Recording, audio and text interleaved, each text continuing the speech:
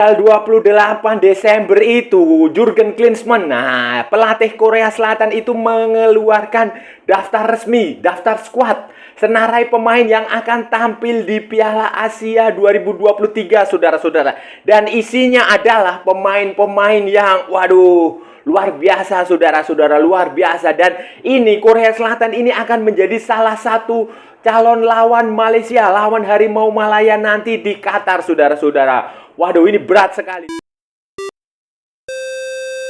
Halo saudara-saudara. Jumpa lagi dengan komentator gadungan di sini. Dengan komentator yang gadungan.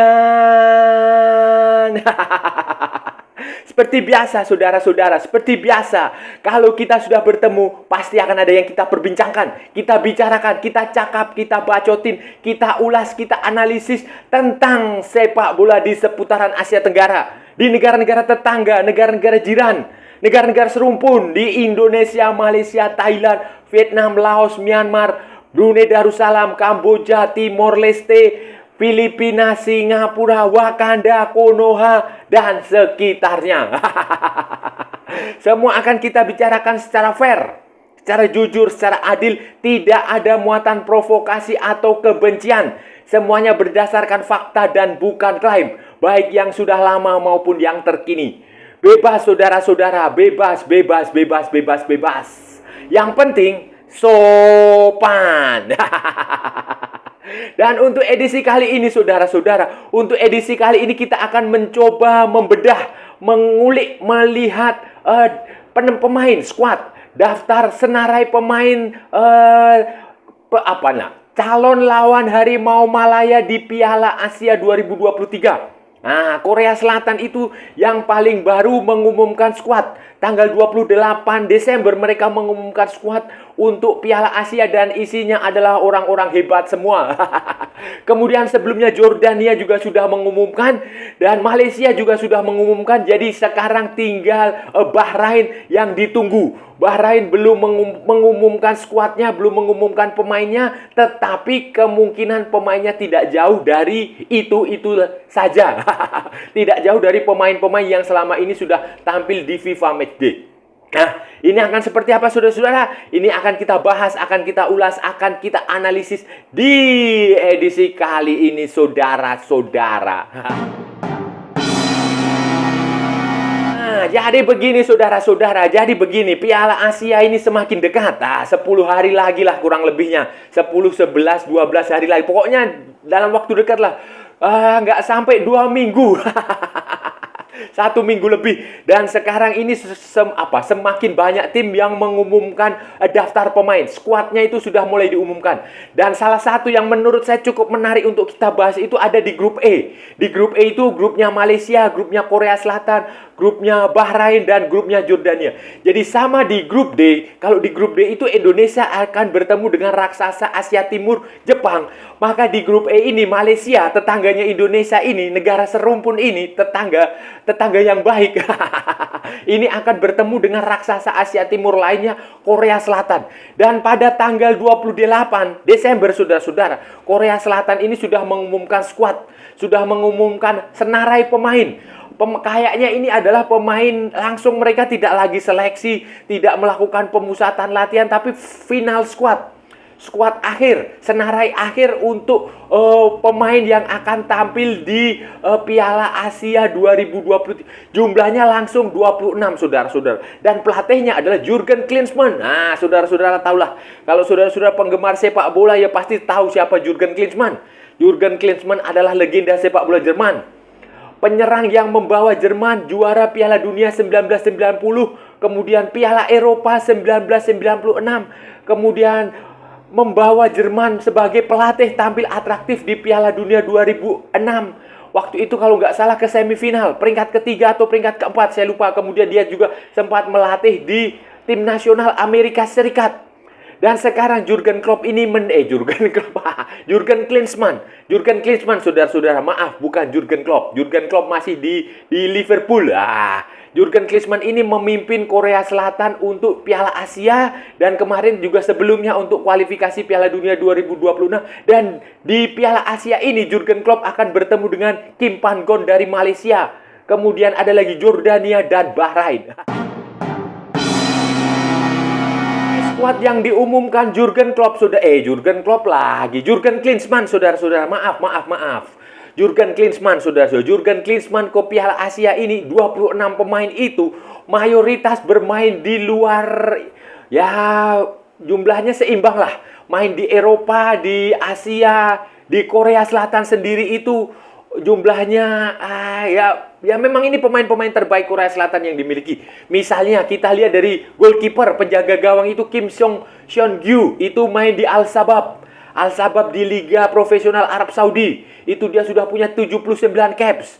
Kemudian ada lagi backnya itu yang pemain di lokal di Suwon Samsung Blue Wing itu si Lee Ki-jae. Itu 32 tahun, punya 11 cap. Kemudian ada lagi di Jeonbuk Hyundai Motor, Kim Jin-soo. Itu di Jeonbuk.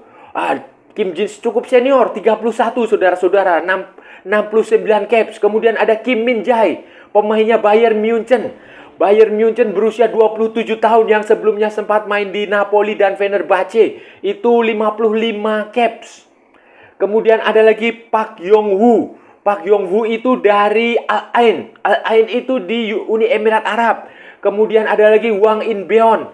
Itu pemain dari Red Stal Belgrade di Serbia, saudara-saudara. Kemudian ada lagi Son Heung-min. Nah, itu kapten sekaligus maskot mereka. Tottenham Hotspur sudah 116 pertandingan dengan 41 gol. Usianya sudah 31 tahun dan cukup senior. Ini bintangnya adalah Son Heung-min. Kemudian ada lagi Hong Hyung-seok. Itu di Gent, di Belgia. Kemudian ada lagi Cho Gyo-sun. Itu ada di Midtjylland, di Denmark. Kemudian ada lagi Lee Jae-sung di Mainz 05. Itu di Bundesliga. Kemudian Wang Hee-chan, saudara-saudara. Wang Hee-chan di Wolverhampton Wanderers, pemain seangkatannya Evan Dimas, pemain yang pernah dikalahkan Evan Dimas di Jakarta. Tetapi Evan Dimas sekarang sudah hilang, sementara Wang Hee-chan tampil atraktif di Wolverhampton Wanderers. Sudah kalau nggak salah 10 atau 11 gol Wang Hee-chan ini, saudara-saudara. Terus ada lagi kiper lagi Song Bum-keun, itu main di Sonan Belmar di J-League. Kemudian ada lagi beberapa pemain yang pemain-pemain lokal juga. Ada lagi yang main di Stuttgart itu Jeon Woo Jeong itu di Stuttgart. Kemudian ada Lee Kang-in di Paris Saint-Germain, saudara-saudara. Kemudian ada lagi yang main di Glasgow Celtic, Oh Hyun-gyu. Ini adalah pemain-pemain yang bagus. Yang Yunju juga main di Yang Yunjun itu juga main di Glasgow Celtic, saudara-saudara. Sisanya adalah pemain-pemain dari Ulsan Hyundai, dari Seoul FC, dari macam-macam lah. Selatan ini akan menjadi unggulan utama di grup E, saudara-saudara. Malaysia itu jangan berharap bisa imbang, bisa seri, apalagi menang, saudara-saudara. Jangan. Malaysia tidak kalah 0-3 saja, saudara-saudara, melawan Korea Selatan itu sudah sangat bagus, saudara-saudara. Sudah sangat bagus. Karena faktanya ya kualitas pemain jelas. Kemudian statistik dari 6 pertandingan terakhir Korea Selatan di friendly match maupun di kualifikasi Piala Dunia 2026 itu, saudara-saudara, Korea Selatan menang 5 kali dan seri 1 kali, dan semuanya 6 pertandingan itu clean sheet. Seri itu mereka hanya melawan Wales seri 0-0. Setelah sebelumnya di FIFA Matchday itu mereka imbang 1-1 dengan El Salvador. Kemudian mereka mengalahkan Arab Saudi 1-0. Kemudian Tunisia 4-0. Vietnam 6-0. Singapura 5-0.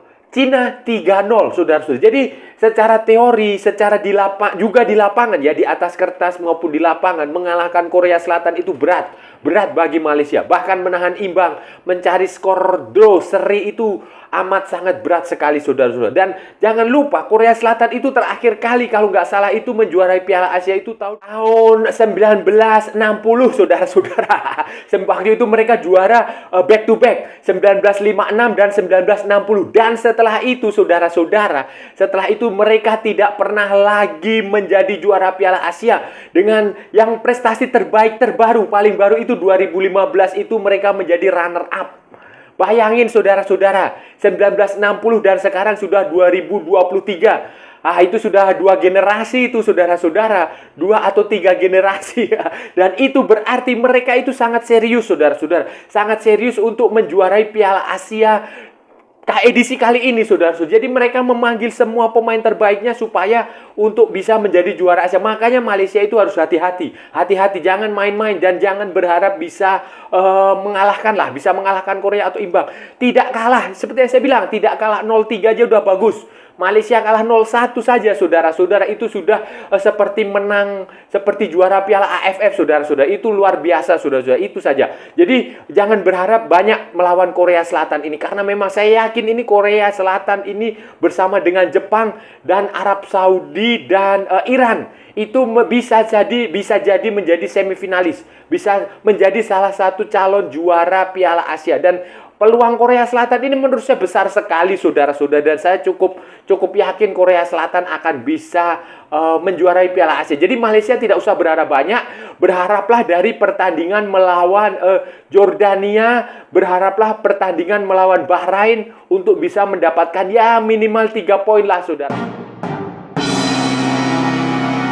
Seperti Korea Selatan saudara-saudara, Jordania itu juga sudah mengumumkan skuad, tetapi mereka masih skuad sementara. Skuad sementara karena jumlahnya kalau nggak salah ada 30 atau berapa ya, pokoknya 30-an lah. 30-an sebelum nanti akhirnya diserahkan 26 nama. 30 pemain ini saudara-saudara, Jordania akan dipimpin oleh pelatih dari Maroko, namanya Hussein Amouta. Hussein Amouta adalah pelatih dari Maroko. Kemudian mereka akan dipimpin oleh 2 pemain yang sudah sangat senior, sudah punya 100 caps, minimal 100 caps. Itu si Anas Bani Yasem, itu berusia 35 tahun, itu defender, main di Al Faisali di Jordan, itu dia punya 100 caps. Kemudian ada Hamzah Al Dardur, itu pemain di Al Hussein, itu usia 32 tahun dengan cap 106 caps. Penyerang dia dengan 32 gol. Itu akan 2 pemain senior yang akan memimpin pemain-pemain Jordania. Dan usia pemain Jordania juga tidak terlalu muda, juga tidak terlalu tua ya, 20-an lah. 20-an. Ada 3 atau berapa ya pemain yang merumput di Liga Super Malaysia. Saya nggak tahu apakah ini nanti dia akan masuk dalam daftar 26 pemain final atau tidak. Tetapi ada pemain yang merumput di Selangor. Ada 2 pemain, itu si Yasan Al-Arab dan Nur Al-Rawadeh. Nur Al-Rawadeh. Sementara satu lagi itu main di PDRM, Fadi Awad. Penggemar saudara-saudara di Malaysia pasti tahulah. Sementara ada juga yang main di Eropa, itu si Musa Al-Tamari. Itu main di Montpellier di Prancis. Kemudian ada lagi main di Arab Saudi di Al Jabalain, itu Yazid Abu Laila, penjaga gol, kiper. Kemudian di Qatar saudara-saudara main di Al-Khor, itu si Ibrahim Sadeh. Kemudian ada lagi yang Yasan Al-Naimat, itu main di Qatar di Al-Ahli. Kemudian Ali Olwan, itu juga main di Qatar di Al-Samal. Kemudian ada yang main di Tunisia di Esportif Sport Club Tunis, itu si Mohamed Abu Zaid. Tetapi saudara-saudara, secara umum kualitas Jordania ini tidak sebagus Korea Selatan saudara-saudara. Tidak sebagus Korea Selatan. Terbukti ya dalam berapa ini? 7 pertandingan terakhir itu mereka tidak pernah menang. Tidak pernah menang saudara. 2 imbang, 5 kalah. Mereka termasuk pernah dibantai Norwegia 0-6. Kalah dari Azerbaijan 1-2. Kemudian dikalahkan Iran 1-3. Dikalahkan Arab Saudi 0-2. Dikalahkan Lebanon 1-2. Imbang 1-1 dengan Tajikistan. Kemudian imbang 2-2 dengan Irak sebelum akhirnya kalah adu penalti 3-5 di Jordan tuh. Jadi peluang Malaysia untuk mengalahkan Jordania itu lebih besar daripada berharap mengalahkan Korea Selatan, saudara-saudara. Sedikit lebih bagus dari Jordania, tetapi masih jauh di bawah Korea Selatan itu ya Bahrain, saudara-saudara. Bahrain ini dia belum mengumumkan skuad untuk Piala Asia, tetapi dari gambaran umumnya itu sudah bisa terlihat pemain yang akan tampil ya kira-kira itu aja. Mereka sekarang dilatih oleh Juan Antonio Pizzi. Juan Antonio Pizzi ini kalau saudara-saudara penggemar Liga Spanyol, penggemar La Liga ini pasti tahu. Dia dulu adalah penyerangnya Barcelona, kemudian sempat terkenal di Tenerife, kemudian sempat main di River Plate di Argentina. FC Porto dia juga pernah main di sana. Kemudian sebagai pelatih itu dia juga pernah melatih Valencia, pernah melatih tim nasional Chile, kemudian San Lorenzo Racing Club de Avellaneda di Argentina. Kemudian pernah juga melatih di banyaklah saudara-saudara. Sekarang 2023 ini dia melatih di Bahrain dengan target ya Piala Asia ini. Dan pemain-pemain Bahrain itu juga mayoritas itu bermain di kompetisi dalam negeri, saudara-saudara. Jadi tidak ada yang perlu dicemaskan seperti misalnya ada Syed Dina Said itu sudah punya 112 caps, usia 31 tahun. Kemudian ada lagi Walid Al-Hayam itu punya 101 caps. Itu jadi beberapa pemain itu juga sudah punya banyak cap. Ada lagi yang punya Kamil Al-Aswad itu 92 caps. Kemudian ada lagi yang main di luar negeri itu di Mlada Boleslav itu di Yusuf Helal. Abdullah Yusuf Helal itu kalau nggak salah dulu pernah main di Persija apa ya? Jadi itu beberapa pemain yang saya rasa tidak perlu terlalu dicemaskan saudara-saudara Bahrain ini. Walaupun mungkin imbang bisalah skor seri. Untuk Malaysia sendiri bagaimana saudara-saudara? Kalau untuk Malaysia sendiri saudara-saudara, Harimau Malaya ini ya kita sudah sering membahas lah, kekuatannya mayoritas bertumbuh kepada pemain-pemain yang berasal dari Liga Super Malaysia. Hanya ada 2 pemain abroad, itu si Junior Elstad yang main di Dewa United dan Dion Kuls di Buriram Thailand. Dewa United di Indonesia dan Buriram di Thailand. Selebihnya adalah pemain-pemain lokal yang main di Liga Super Malaysia. Johor Darul Taksim, Kuala Lumpur City, Selangor, Sabah. Kemudian ada juga pemain-pemain naturalisasi seperti siapa itu Paulo Josue, kemudian Romel Morales, kemudian Sumareh, Endrik, itu pemain-pemain naturalisasi, 4 pemain naturalisasi yang dipanggil pemain asing, warga negara asing Malaysia yang mendapatkan paspor Malaysia. Kemudian ada lagi pemain keturunan, pemain warisan, ya seperti misalnya Stuart Wilkins, Matthew Davis, kemudian Corbin Ong, banyaklah Nacho Insa, itu. Tetapi juga ada kontroversialnya karena seperti Nacho Insa, seperti Sumare itu jarang mendapatkan menit bermain di kompetisi domestik Malaysia, tetapi dia tetap dipanggil.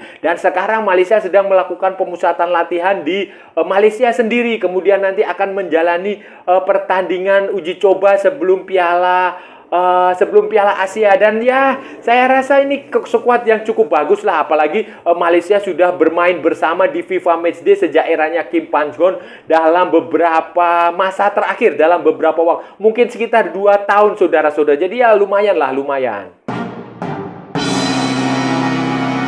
Dengan melihat komposisi pemain yang sudah ada saat ini, yang sudah dipanggil, dan kualitas permainan individual maupun taktikal maupun secara tim maupun pelatihnya saudara-saudara, 4 pelatih ini.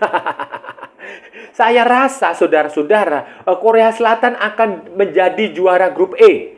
Akan bisa menjadi juara grup E dengan mudah. Mungkin mereka akan memenangkan 3 pertandingan. Mungkin juga mereka akan clean sheet.